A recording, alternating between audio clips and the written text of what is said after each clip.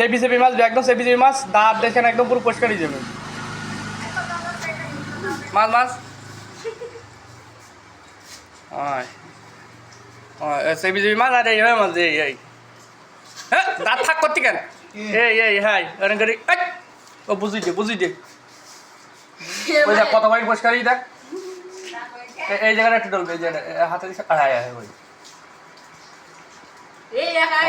এই দেখ এর দাঁত দেখ আজিসের বুদ্ধি আছে।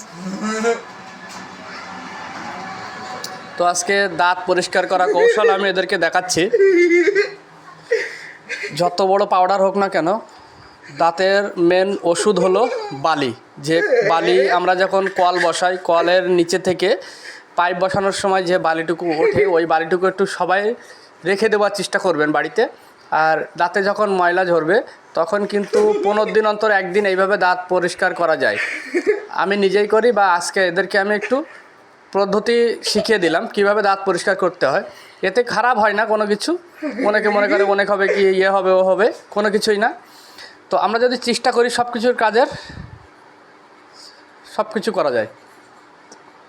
ফাইন করি মাছ এবার একটা কুড়ি করে আইস কেন দিস কেন তোর গেঞ্জি কী করতি তোর গেঞ্জি তুই ফেলতি কেন নালাতি কেন তুই ওটা দাঁতটা দেখা দাঁড়া